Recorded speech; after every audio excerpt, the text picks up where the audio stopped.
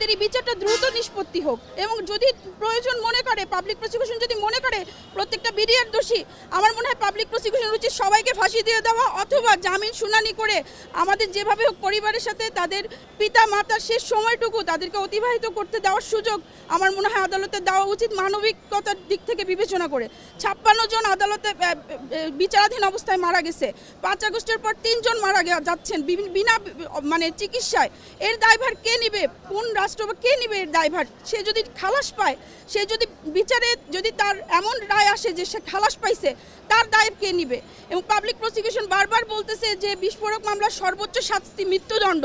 বিস্ফোরক মামলার তো কোনো ইনভেস্টিগেশন অফিসারই নাই, ইনভেস্টিগেশন অফিসারই পলাতক। তাহলে পাবলিক প্রসিকিউশন কিসের ভিত্তিতে বলে যে উনি সর্বোচ্চ শাস্তি মৃত্যুদণ্ড দিবে, যেখানে আইও নাই? সেখানে উনি কিসের ভিত্তিতে উনি এই কথা বারবার বলে যে সর্বোচ্চ শাস্তি মৃত্যুদণ্ড? 16 বছর যে বিচারহীনতা ছিল সেই দায় কার উপর পাবলিক প্রসিকিউশন দিবে? 16 বছর কি উদ্দেশ্যে রায় দেয়নি বা কেন তারা এই রায়টা বন্ধ করে রেখেছিল, কেন তারা অগ্রগতি করেনি?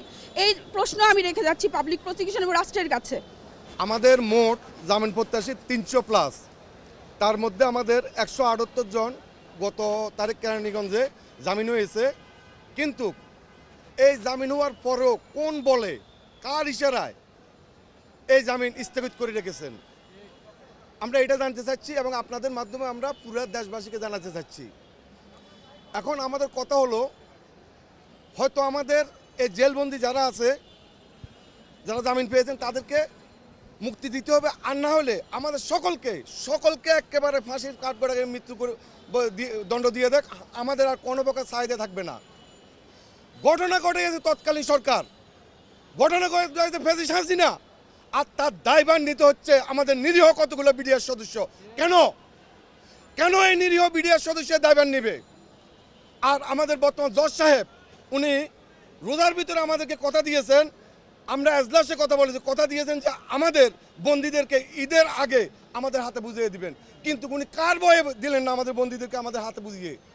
এটাতে আপনারা কি বুঝতেছেন বা আপনারা জনগণ কি জানতে পারতেছেন? আমাদেরকে এই বিষয়গুলো অবগত করবেন। আমরা স্পষ্টভাবে জানাতে চাচ্ছি, আমাদের যে সকল ভাইরা জামিন পেয়েছে তাদেরকে অতি তাড়াতাড়ি জামিন দিতে হবে এবং আমাদেরকে সঠিক একটা উত্তর দিতে হবে।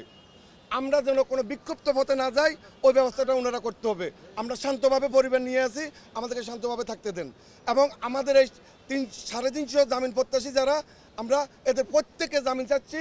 আমরা কোনো অপরাধীর জামিন চাচ্ছি না, আমরা কোনো হত্যাকারীর জামিন চাচ্ছি না, আমরা চাচ্ছি নিরপরাধ বন্দীদের জামিন। আপনি নিরপরাধ বন্দীদের জামিন দিতে আপনার সমস্যা কোথায়? আপনারা শুনলে আশ্চর্য যাবেন, 4 মাস সাজা হয়েছে, ওই ব্যক্তি আজকে 16 বছর পর্যন্ত কারাগারে।